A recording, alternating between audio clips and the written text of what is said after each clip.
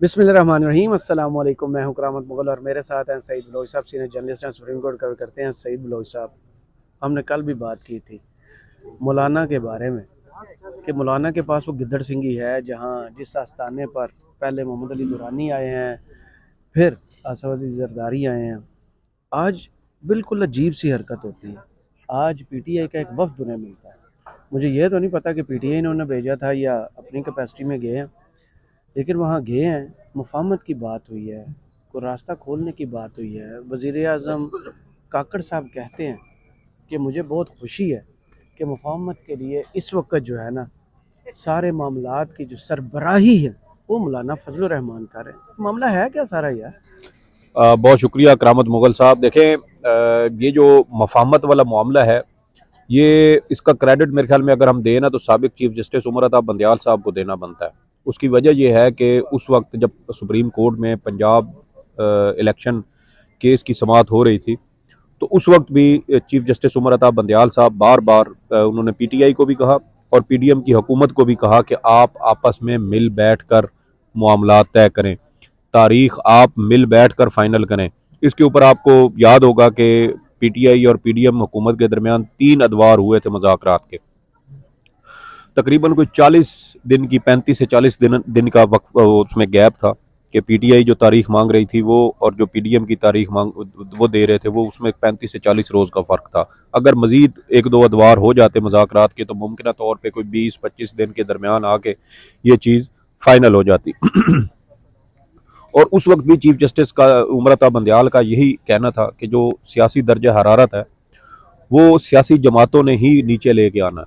Supreme court उसमें सिर्फ ये सहूलत दे सकती है कि तमाम सियासी जमातों से बयान हल्फी लिए जाए ताकि आम इंतखाबात के हवाले से जो माहौल है वो साजगार रहे और उसमें फिर दर्ज हरारत में इजाफा ना हो। और मेरे ख्याल में वो यही चाहते थे, लेकिन सियासी जमातों की जानिब से उस वक्त इस पर अमल दरामद नहीं किया गया, जिसकी वजह से वो मुज़ाकरात का जो मरहला था वो भी ख़त्म हो गया और कोई हतमी तारीख का ऐलान भी नहीं हो सका। अब भी आप देखें कि इस वक्त भी पाकिस्तान के अंदर सियासी दर्ज हरारत दोबारा बहुत ज़्यादा हाई है और इसको जब तक ये आप इसको नीचे नहीं लेके आते तब तक आप मुल्क के अंदर आम इंतखाबात करवा ही नहीं सकते। मिसाल के तौर पर पीटीआई के खिलाफ आज भी देखें कि क्रैकडाउन जारी है। पूरे मुल्क में सियासी रहनुमा छुपे हुए हैं, कोई टिकट होल्डर आपको नज़र नहीं आता। तो अगर माहौल बनता भी है तो कैसे बनेगा? और सबसे बड़ा मसला इसमें यह है कि अगर पीटीआई आम इंतखाबात में हिस्सा नहीं लेती या उसको दूसरी जमातों की तरह मौका नहीं दिया जाता तो फिर आपके इंतखाबात को मानेगा कौन? क्यों? क्योंकि पीटीआई इस वक्त सबसे बड़ी सियासी जमात है।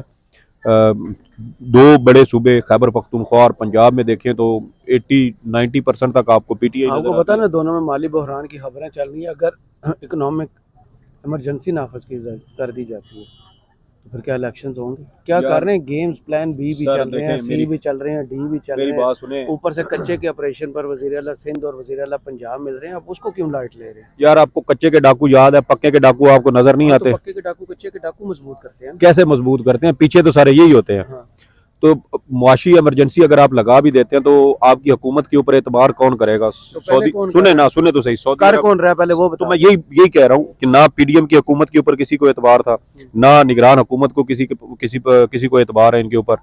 इंटरनेशनल जो इदारे हैं कर्जों के हवाले से ये मुज़ाकरात कर नहीं सकते, इनके ऊपर कोई ट्रस्ट करने को तैयार नहीं है। आप देखें कि पीआईए के पास अब फ्यूल खरीदने के पैसे नहीं है। तो इन हालात में आप इमरजेंसी अगर लगा भी दें तो उसका फ़ायदा क्या होगा?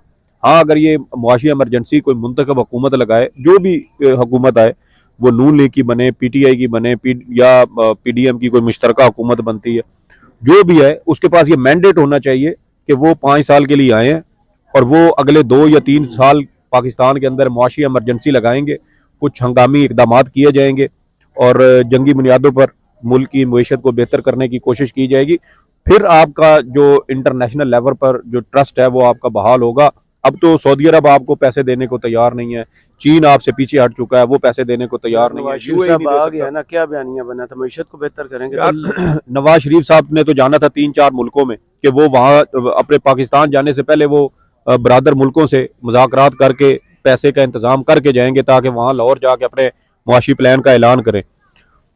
कतर ने मिलने से इनकार किया, सऊदी अरब में MBS ने मिलने से इनकार किया, UAE वालों ने मिलने से इनकार किया, चीन ने मिलने से इनकार किया। मिला आपको क्या ठेंगा?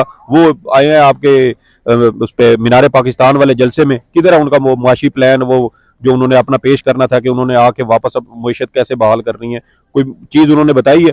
इवन के उनका जो वापसी पर जो उनके इस्तकबाल का उन्होंने एक प्लान बनाया हुआ था, वो भी उनका नाकाम हो चुका है यार। पब्लिक ही नहीं निकली उनके साथ कि वो एयरपोर्ट से गाड़ियों पे काफिले की सूरत में आते। वो तो हेलीकॉप्टर में आ रहे थे, गाड़ियों में क्यों आएंगे? सर हेलीकॉप्टर में तो बाद में आया ना, जब देखा कि पब्लिक ही ने सर और दिन से राना सनाउल्लाह यही बयान ये और चीजें बैकअप पे होती हैं, फिर जब एक चीज फ्लॉप होती है तो फिर वो दूसरी आ जाती है। चलें हम इस बात तो असल में आपको याद होगा शादियों का सीजन है, इस वजह से लोग पहले ही बता दिया था। शादियों के सीजन की वजह से, सही बात है।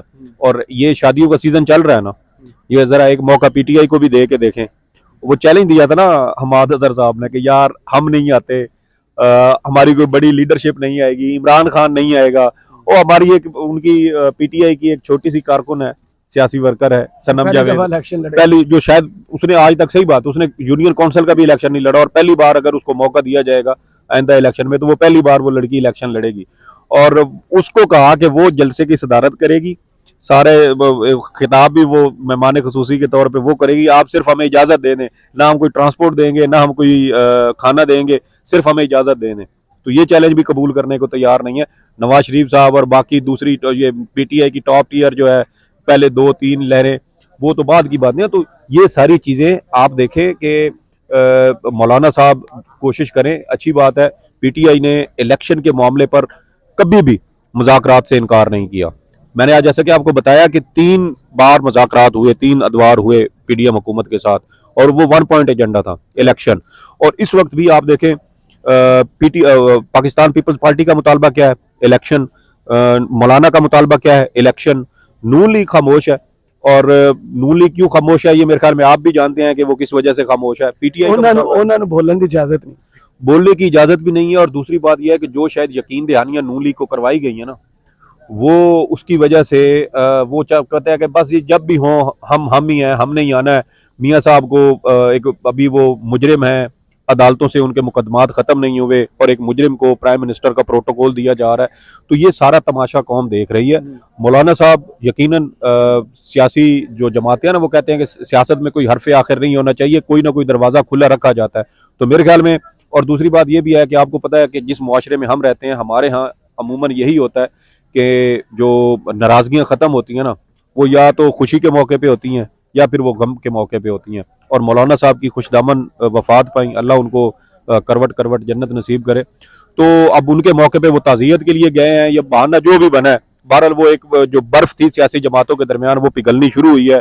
जरदारी साहब से मिल चुके हैं, उससे पहले एक और भी इनकी मोहम्मद अली दुरानी के साथ मुलाकात हुई। तो ये सारी चीज़ें हैं जो पसे पर्दा चल रही हैं, और बर्फ पिघल रही है। और मेरे ख्याल में अगर सर्दियों में जनवरी के आखिर में मौसम सरमा की बर्फबारी हुई भी सही, तब भी इलेक्शन होने का इम्कान है। अगरचे सदर साहब को उम्मीद नहीं है, लेकिन मेरे ख्याल में सदर साहब पर आपने देखा ना, रद्द-ए-अमल आ गया election commission. Sir election commission का, हाँ, वो इलेक्शन कमीशन वाले भी देखें, अल्लाह इनका भला करे कि इलेक्शन मौखर करके कहते हैं कि इलेक्शन की जो प्रेस रिलीज पड़ी है, वो ताखीर का जो बातें हैं ना, वो उसके ऊपर कान न धरे जाए, और वो उनको अफवाहें करार दे रहे हैं। तो यार ये भी सोए हुए थे, एकदम से उठे सर। इनको जब वो कहते हैं ना कि एक वो गधा था ना, तो उसको कहीं सुनने की ना वो लतीफे की समझ नहीं आती थी, तो वो जानवरों से जब वो आपस में लतीफे सुनाते ना, तो वो हंसते थे, तो गधा जो है ना, वो भी साथ हंसने लग जाता था।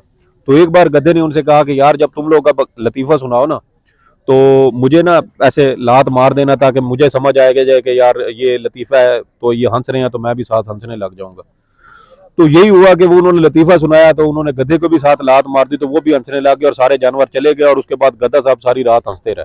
तो यहाँ इनको भी मेरे ख्याल में वो लात मार दी जाती है, और उसके बाद ये उठ के कोई प्रेस रिलीज जारी कर देते हैं, कोई बयान जारी कर देते हैं। इनको देखें कि स्पेशल सेक्रेटरी इलेक्शन कमीशन ने तकरीबन कोई 2 महीने पहले खत लिखा था प्राइम मिनिस्टर को कि भाईजान आपके ये लोग जो है ना, ये बहुत ज्यादा जानिबदारी का मुजाहरा कर रहे हैं, आप इनको हटाएं। वो दोबारा फिर उसके ऊपर वो लिख रहे हैं, और अभी तक वो वजीर जो है वो हटा नहीं सके। तो अगर इलेक्शन कमीशन इतना ही पावरफुल, इतना ही बाइख्तियार, और वो सारा कुछ है, तो ये जो है ना, वो लात खा के लतीफे पर हंसने की बजाय जो इनकी आईनी जिम्मेदारी है, जो इनका काम है, वो पूरा यार करें। मुझे एक और चीज़ का, आपने तो सारी ये तमहीद बांध दी। सबसे ज़्यादा जो इस वक्त डिस्कस चीज़ हो रही है ना, मौलाना की इमामत में नमाज पढ़ना, असद कैसर का, अली मोहम्मद ख़ान का, इसको आप कैसे देख रहे हैं यार? ये तो इमामत है, उनके पीछे खड़े हो गए हैं, नमाज सर का वक्त है, तीनों पश्तून हैं। ये आपने वो असद कैसर का बयान सुना है जो उन्होंने बाद में वो जारी किया? वो क्या कह रहे थे? वो कह रहे यार हम सारे पख्तून हैं, खैबर हाँ। पख्तूनख्वा से हमारा ताल्लुक है। हम यार खैबर पख्तूनख्वा को छोड़ें यार, पूरे पाकिस्तान में या पूरे आलम इस्लाम में क्या होता है कि कोई फौत हो जाता है तो क्या लोग ताज़ियत के लिए नहीं जाते? जितनी भी मुखालफत आपकी है, लेकिन फौत की हो, खुशी गमी हो, तो ये कौन सा यार, ये तो हमारे एक दीनी फरीज है। तो वो वहां पे अगर वो लोग जाग गए हैं और वहां मगरिब की नमाज हुई है और उसका नमाज के चलें, दौरान आप उन्होंने उस मौलाना एंगल की, पर नहीं गए, मैं सर बता सुने तो देता सही मैं ना, बता सर देता जो हूँ। लोग, मुझे पता है लोग वो उसको जिस सुन तरीके लेंगे से, सर, और कितने मिनट की सुनेंगे सर? लोग जिस असल में लोग जिस पॉइंट से वो बात कर रहे हैं ना कि मौलाना की इमामत में इन्होंने वो नमाज पढ़ ली है, तो इसका मतलब ये है कि अब मौलाना इनके सियासी नहीं नहीं इमाम नहीं भी हो नहीं गए नहीं हैं। नहीं, सियासी ये इमाम लोग नहीं, लोग कह रहे इस हैं एंगल से भी कह कि रहे ये हैं। वही जमात है जिसने इन्हें डीजल डीजल कहा था, आज उसके पीछे नमाज पढ़े हैं, लोग ये कह रहे वैसे जो ये बातें भी कर रहे हैं ना, जो इस तरह इस एंगल से सोच रहे हैं, वैसे उनको भी लानत है। हैं। चलें, आपकी मर्जी, नमाज आपका अपना नमाज तजिया है। सर नहीं नहीं, नमाज जो है ना सर, नमाज नमाज को मेरे ख्याल में ये सियासत का वो नहीं बनाना चाहिए। तो और वीडियो क्यों जारी की ऑफिशियल? सर वो मुलाकात की लोग जारी करते हैं, उसमें कौन सी बड़ी बात है यार? नमाज पढ़ने की, या चलें आप देख लीजिएगा, बाद में मैं जो बात कर रहा हूँ आपको सर समझ देखें, बस बस ठीक सर, सर बहुत बहुत होगी, बहुत। बहुत शुक्रिया सईद बलोच साहब, आपके तजिए का कमेंट्स बॉक्स में ज़रूर बताइए। वीडियो आपको कैसी लगी? इजाज़त दीजिए, अल्लाह हाफिज़।